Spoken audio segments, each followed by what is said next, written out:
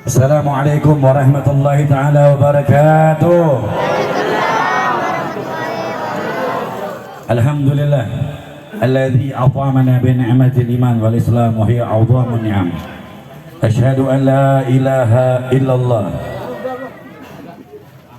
wa asyhadu anna sayyidina maulana Muhammad khataman nabiyil mursalin fa salawatuhu wa salamuhu ala sayyidina wa habibina wa syafi'ina wa qurrati ayunina wa maulana Muhammad.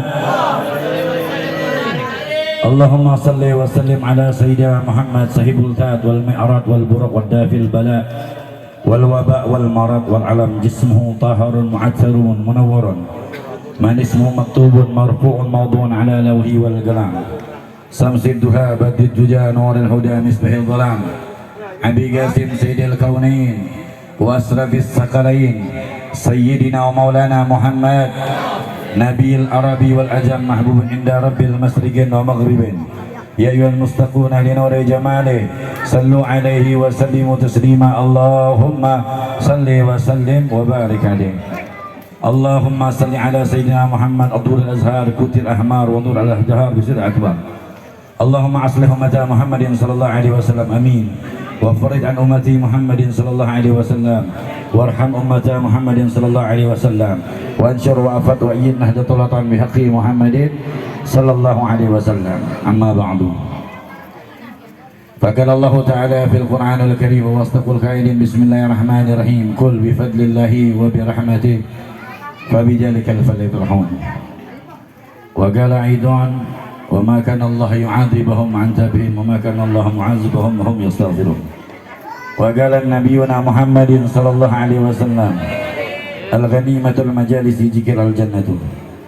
صدق الله العظيم وبلغ رسول النبي الكريم ونحن على ذلك من الشاهدين والشاكرين والحمد لله رب العالمين. Hadirin yang dimuliakan oleh Allah Subhanahu wa taala. Alhamdulillah kita bisa berkumpul di Majlis Ta'lim Nur Sabab, pimpinan daripada Al-Ustaz Khalis.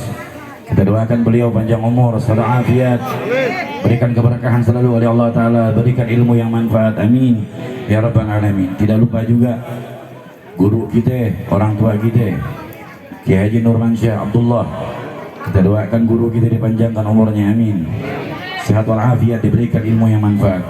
Sambutan guru kita juga yang tadi Al-Ustaz Rahmat Mulyadi, Ustaz Rahimin Azhari, kita doakan guru-guru kita dipanjangkan umur, satu afiat, diberikan penjagaan selalu oleh Allah Subhanahu wa taala, amin ya rabbal alamin.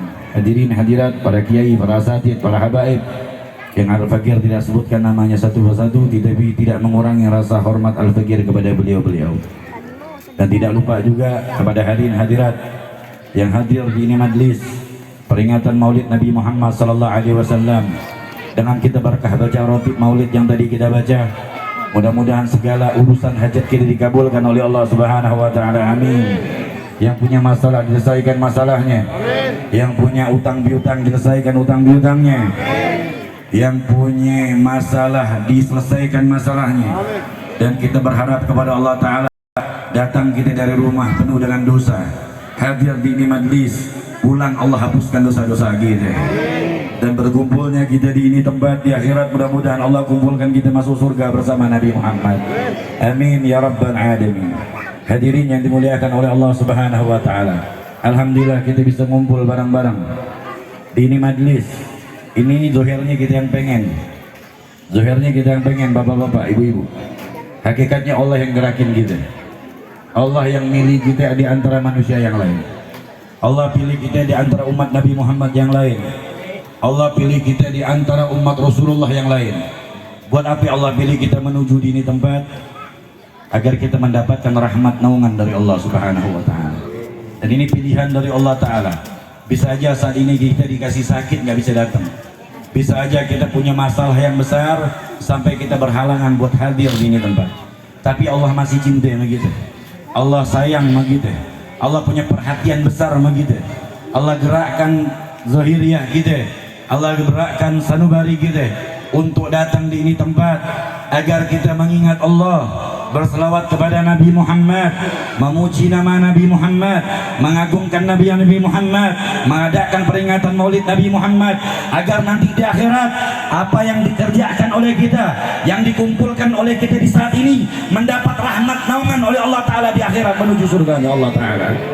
Hadirin yang dimuliakan oleh Allah Ta'ala, ini luar biasa. Kita berada di ini pengajian dan ada di suatu majlis maulid yang luar biasa ini. Ini nikmat yang paling besar. Mengapa kita mengadakan peringatan maulid Al-Habib Fadil bin Mustafa Al-Idrus yang tadi menyampaikan nasihat utara, untayan kata mutiara yang indah, yang luar biasa, nasihat buat sanubari kita agar kita bisa mengamalkan di dalam kehidupan rumah tangga kita. Nggak ada sesuatu yang bisa membuat kita mulia, nggak ada sesuatu yang bisa membuat kita mendapatkan rahmat yang paling terbesar, melainkan di hati kita tertanam kecintaan Nabi kita Sayyidina Maulana Muhammad. Ibu-ibu yang dimuliakan oleh Allah Ta'ala, bapak-bapak yang dimuliakan oleh Allah Ta'ala, jadikan Nabi Muhammad. Kita mengadakan peringatan maulid ini nggak perlu dalil, bapak-bapak, nggak perlu dalil, cukup karena cinta sama Nabi, kasih sayang sama Rasulullah. Ini dalil yang paling tertinggi agar kita di akhirat mendapatkan syafaatul uzma bersama Nabi kita Sayyidina Maulana Muhammad. Nggak ada lain hadirin. Kita nggak bisa berharap sholatnya kita, mungkin sholatnya kita belum khusyuk, mungkin sedekahnya kita masih berharap perhatian orang lain, mungkin amal baik kita terkadang belum ikhlas, tapi berkah cintanya kita di dunia mengadakan peringatan maulid karena cintanya kita sama Nabi Muhammad, di akhirat kita berharap nggak lain nggak bukan ONH plusnya Nabi Muhammad. Apa itu? Syafaat dari Nabi kita Sayyidina Maulana Muhammad. Hadirin yang dimuliakan oleh Allah, kita ini cintanya kita luar biasa. Al-Fakir nggak panjang. Ibu-ibu, ada satu sahabat namanya Khalid bin Walid. Tahu Khalid bin Walid, sahabatnya Nabi. Itu Khalid bin Walid, ibu-ibu, bapak-bapak, ketika perang itu, Khalid itu ketika perang pernah suatu saat dia punya peci. Itu Khalid, pecinya jatuh. Pas jatuh di hadapannya ada ratusan orang kafir Quraisy. Itu Khalid, bapak-bapak, ibu-ibu, itu Khalid nggak mundur, dia ngelawan ratusan orang. Yang penting pecinya jatuh bisa diselamatin, peci jatuh bisa selamatin. Para sahabat yang lain bingung lihat Khalid, keberaniannya luar biasa, sampai nggak ngelihat siapapun musuh yang di hadapannya, gara-gara pengen nyelamatin dia punya peci yang jatuh. Mohon maaf anak-anak muda gitu, ada 100 orang golok, kita sendiri doang. Anak yakin kita punya jurus 13, buka sendal kabur gitu, ya nggak? Tapi sahabat Nabi demi Allah nggak mundur, tetap terdepan melawan orang kafir Quraisy dengan ratusan bahkan ribuan orang. Dia melawan dengan gagah berani untuk menyelamatkan peci yang dia jatuh tersebut. Para sahabat yang lain diceritakan itu orang kafir Quraisy kocar-kacir kabur, bapak-bapak, kocar-kacir kabur. Kemudian para sahabat nanya, ya Khalid, ente nggak takut di hadapan ente itu banyak orang yang pengen bunuh ente? Nggak peduli, yang penting peci yang ana jatuh itu bisa ana selamatin. Para sahabat nanya, ya Khalid, kenapa kok sebegitunya engkau menyelamatkan pecimu? Maka Khalid mengatakan, demi Allah, aku siap untuk mati demi menyelamatkan itu peci. Ditanya oleh sahabat, ya Khalid, ada apa dengan peci tersebut? Maka Khalid menjawab, di peci tersebut ada rambut Nabi kita Sayyidina Maulana Muhammad. Rambut Nabi Muhammad, rambutnya Rasulullah. Kata Khalid, demi Allah, ana tidak akan redha rambut Nabi Muhammad terletak di bumi dan diinjak oleh orang kafir Quraisy. Demi Allah, aku berani mati untuk membela rambut Nabi Muhammad. Bayangkan, rambutnya Nabi saja dijaga, dimuliakan. Wah bagaimana Nabi Muhammad? Wah bagaimana Rasulullah? Begitulah para pecinta Nabi Muhammad, begitulah para pecinta Rasulullah. Rambutnya Nabi menjadi kemuliaan buat beliau. Begitulah para pecinta Rasulullah. Hadirin yang dimuliakan oleh Allah Ta'ala, orang-orang terdahulu menjadikan kecintaan kepada Nabi Muhammad nomor satu, menjadikan idola mereka nomor satu Nabi Muhammad. Setiap kehidupan mereka, tingkah laku mereka, perbuatan mereka, ucapan mereka di hatinya mengikuti Nabi Muhammad. Itu para pecinta Nabi. Dan Khalid ini ibu-ibu, ya setiap perang kau menang. Kalau perang aku menang karena aku selalu membawa rambut Nabi Muhammad. Jadi ibu-ibu, bapak-bapak, orang-orang dulu, orang-orang sekarang kalau bawa jimat nggak boleh itu. Ngambil air kiai katanya nggak musyrik. Ibu-ibu, bapak-bapak, ketahuilah Khalid selalu simpan rambut Nabi Muhammad. Ketika perang dia selalu membawa rambut Rasulullah. Para sahabat Nabi, ibu-ibu, kalau Nabi lagi wudhu, bapak-bapak, itu sahabat rebutan wudhunya Nabi Muhammad, rebutan wudhunya Rasulullah. Buat apa? Diambil itu bekas wudhunya Nabi, diusap di muka mereka, disimpan di dada mereka, berharap keberkahan dari Nabi Muhammad. Jadi nggak ada itu musyrik-musyrikan kalau untuk kiai, para habaib ngambil minta doa sama kiai. Sahabat melakukan itu, hadirin. Bahkan Abdullah, mereka para sahabat mencintai Rasulullah itu luar biasa. Sampai-sampai ibu-ibu, ketika perang Uhud, satu sahabat Nabi namanya Tolha bin Ubaidillah meninggal di perang Uhud. Kenapa meninggal di perang Uhud? Karena ngejaga Nabi Muhammad. Jadi orang-orang kafir Quraisy itu udah nginting, udah ngelihat, udah mantau Nabi, pengen bunuh Nabi. Ada yang pasukan panah pengen manah Nabi, ada pasukan tombak pengen nombakin Nabi, ada pasukan pedang pengen nusuk Nabi, pengen nyabet Nabi Muhammad. Yang ngejaga itu sahabat, yang jaga Nabi siapa? Khalid. Ketika Nabi pengen disabetin pedang, Khalid paling terdepan. Ngapain paling terdepan? Ngejaga Nabi Muhammad. Biar badannya tertusuk panah, yang penting Rasulullah nggak tertusuk panah. Biar badannya tersabet pedang, yang penting Rasulullah nggak kesabet pedang. Biar badannya tertusuk tombak, yang penting Rasulullah nggak tertusuk. Kenapa sahabat malah cintanya kepada Nabi, cintanya kepada Rasulullah? Mereka di dunia, susunya pahit di dunia, kesempitan di dunia, yang di akhirat masih bersama Nabi Muhammad. Harap mereka cuma satu, hidup di dunia sementara, hadirin, tapi kecintaan mereka nomor satu untuk Nabi Muhammad. Dan mereka mencintai Nabi bukan hanya di lisan, mereka mencintai Rasulullah bukan hanya di depan. Ya Nabi, ya Habibi, ya Muhammad, tonton kepada Nabi, tetapi laku kita menunjukkan cinta Nabi Muhammad. Perjuangan kita Rasulullah. Berapa sahabat ada infakin harta kita buat pesantren? Itu guru kita Haji Nurmansyah lagi bangun pesantren, kita doain mudah-mudahan dipermudah oleh Allah Ta'ala, melebarin pesantren, bantuin tuh. Oh, ini umat Nabi Muhammad begitu.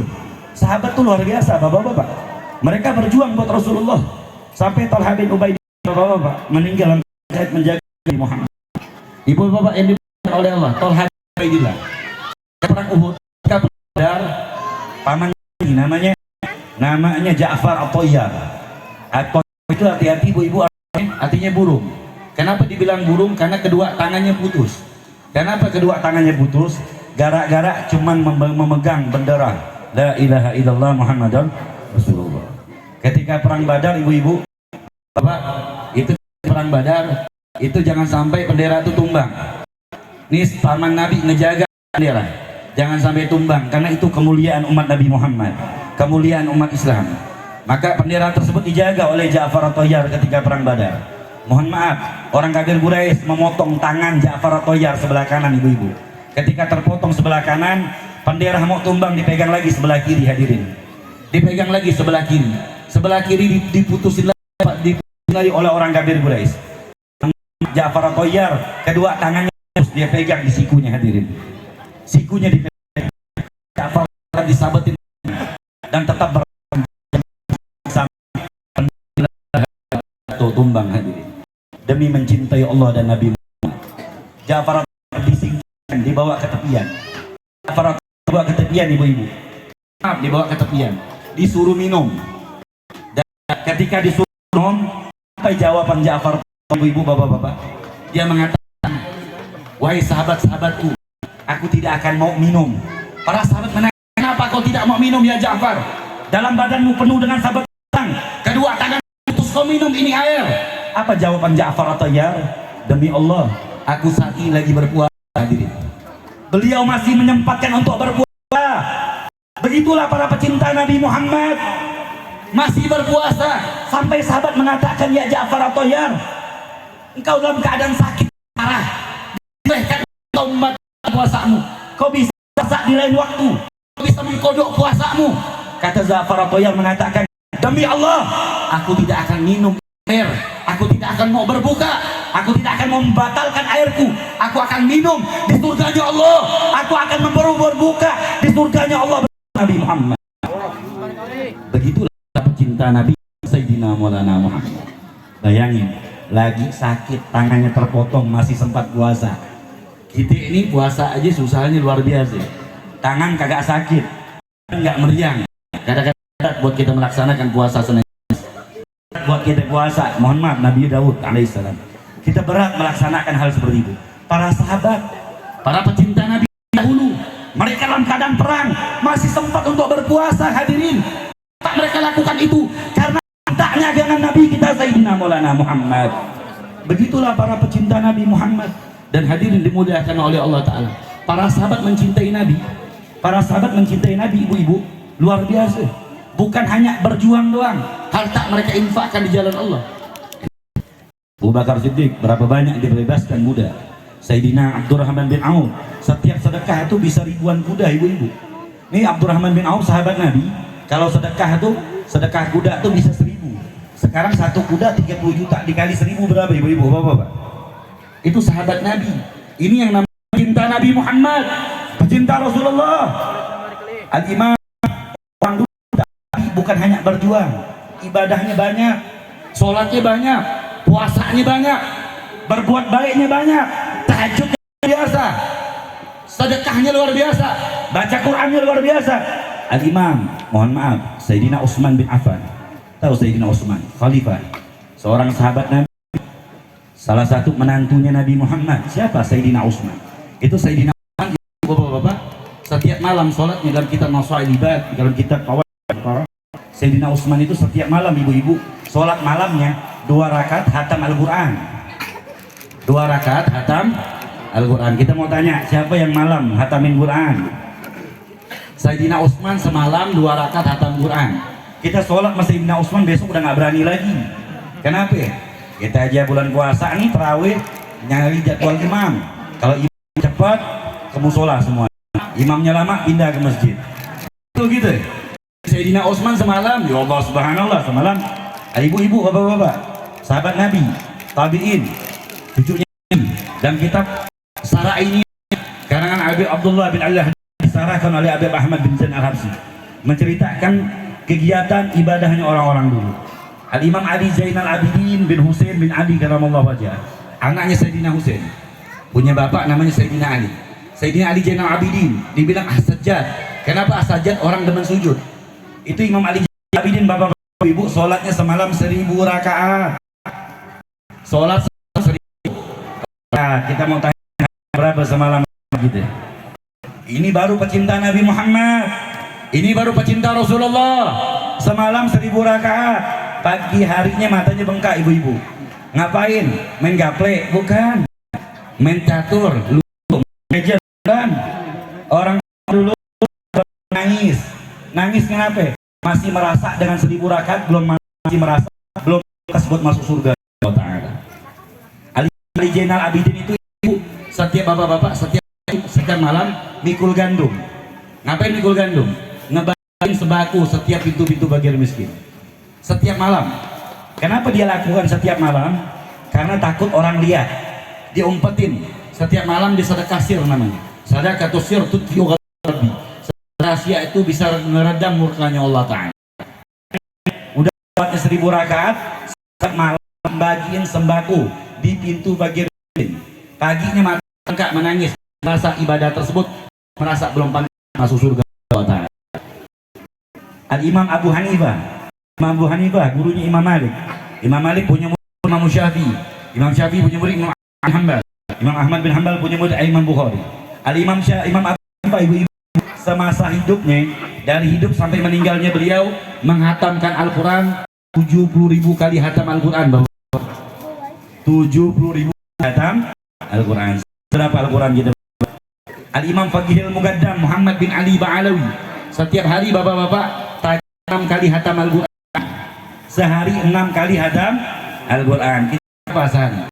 Ini baru Nabi Muhammad. Ali Syafi'i diletakkan sehari 1 kali hatam Al-Quran. Al-Imam Muhammad bin Husain Al-Habsyi 3 kali hatam Al-Quran. Al-Imam Allah bin Nih aneh kita, nih orang dulu begitu ibadah agar menjadi kipas kita. Wahai akhir zaman, wahai umat Rasulullah, begitu para sahabat, begitulah para tabi'in, begitu para ulama, begitu tangkong-tong itu, para kakek-kakek kita tak mencintai ibadah, mereka lebih mencintai salat, mereka mencintai Quran, mereka mencintai ibadah ketimbang mereka tahu Al-Quran ada bahwa menuju Allah. Nabi kita Maulana Muhammad. Orang dulu itu ibadahnya luar biasa, cinta menabi luar biasa. Maka mereka orang hidupnya walaupun punya anak 15 hidup menyawa angkul nanam padi, tapi anak-anak mereka pernah mengenang mereka karena hatinya ada di hati kecintaan kepada Rasulullah.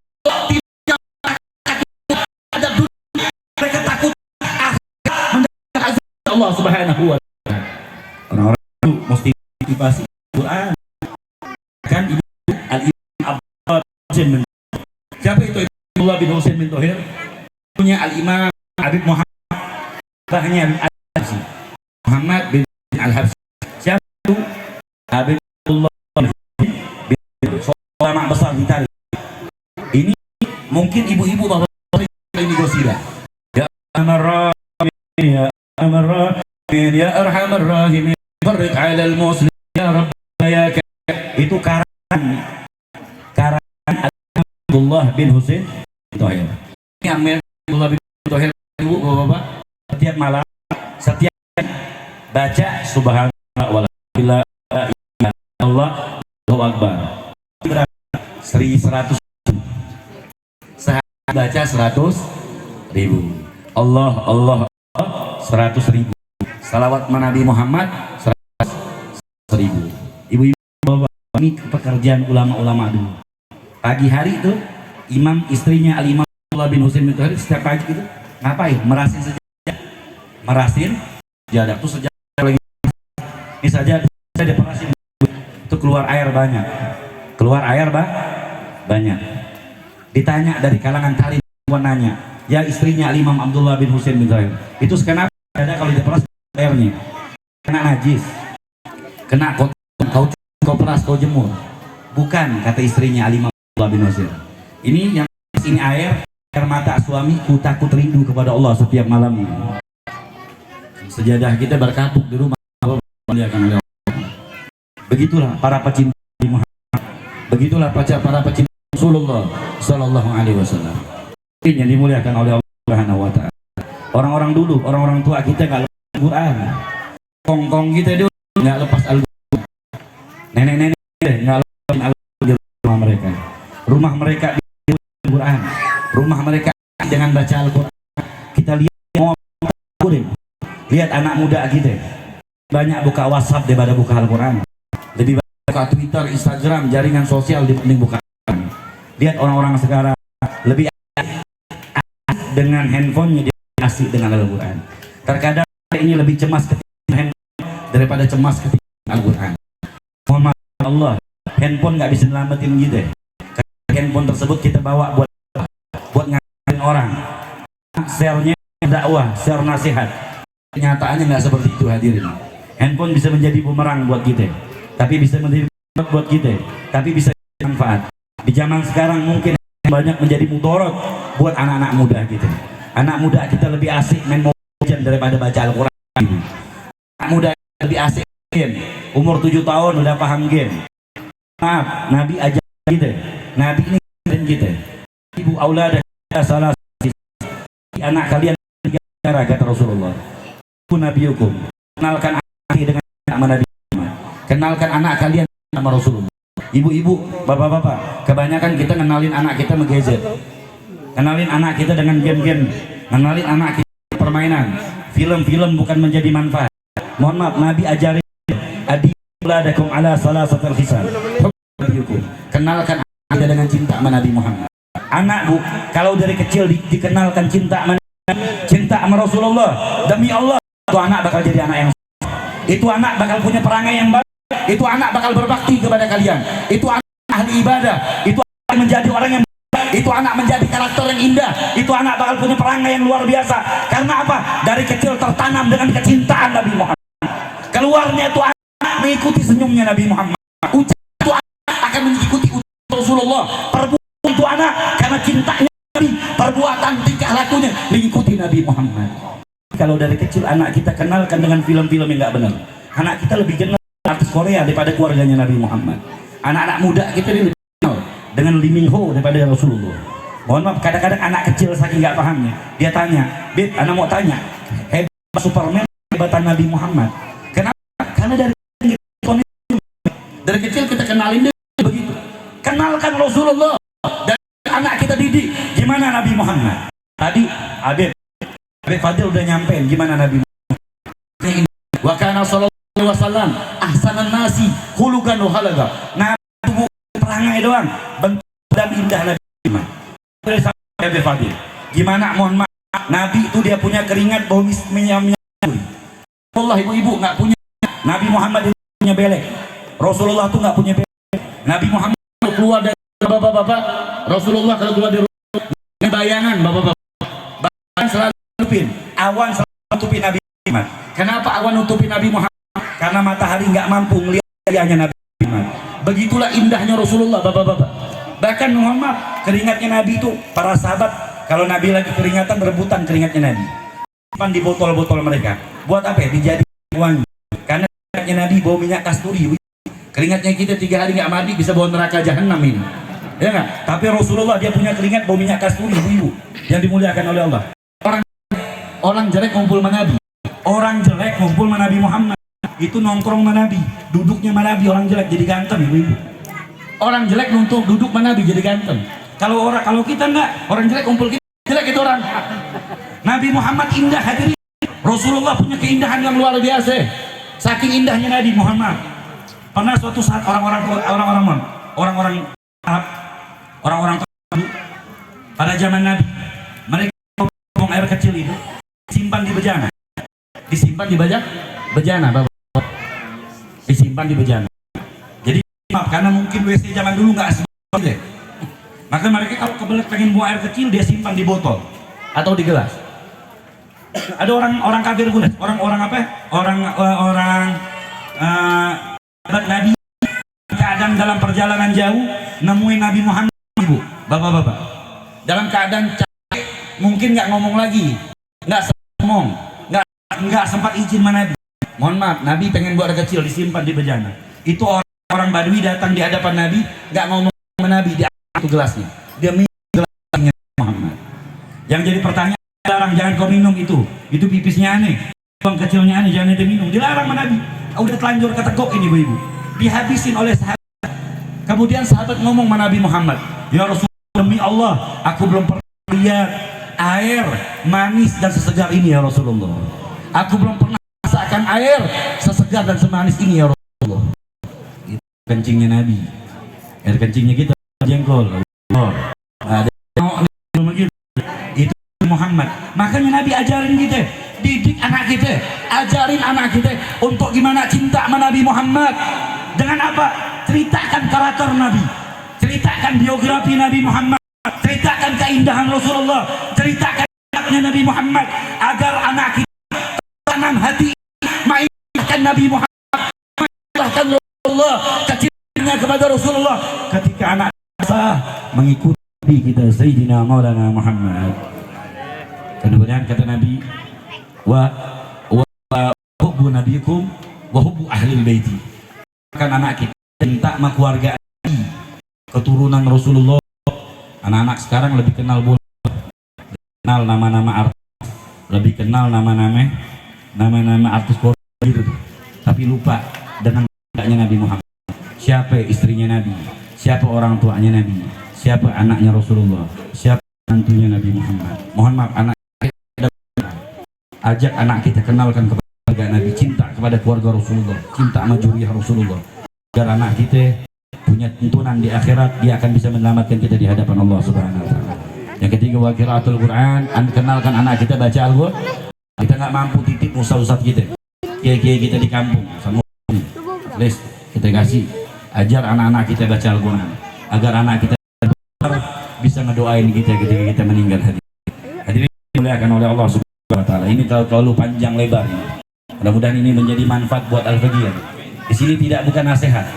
Ini yang Habib sampaikan bukan nasihat. Ini berupa sejarah, riwayat, tarikh orang-orang terdahulu di antara kita.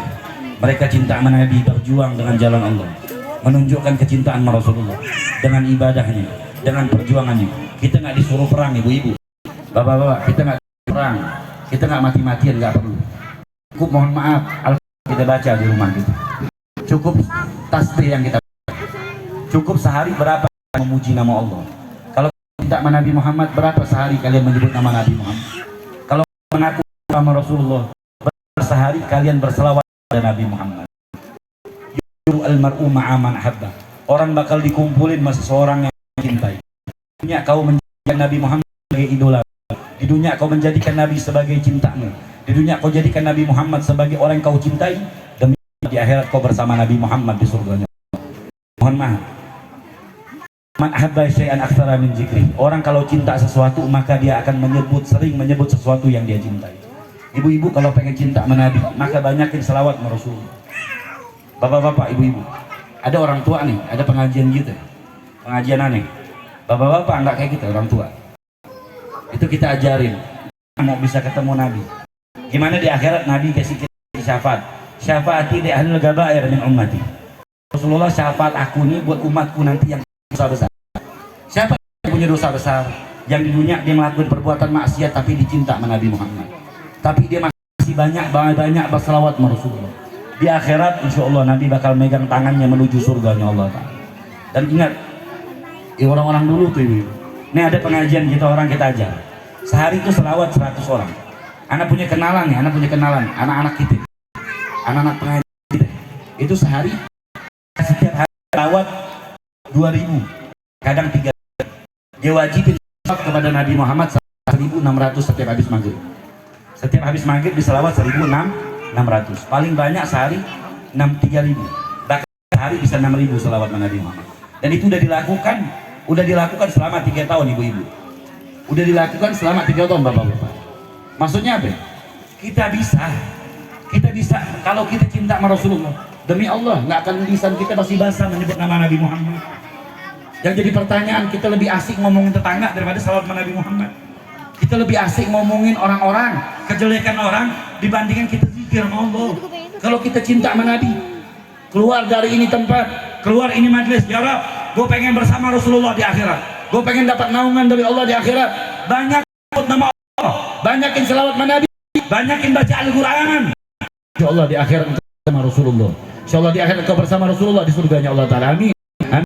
Alamin. Rabbi farfa'na bina husna في درجته ومعافة من الفتن وصلى الله على سيدنا محمد خلق أجمعين والحمد لله رب العالمين. Mohon maaf ibu-ibu, anda bapak-bapak, lisan akhlak perangai yang kurang baik, kurang indah, Al-Fajr minta buka pintu maaf. Akhir kalam, assalamualaikum warahmatullahi wabarakatuh.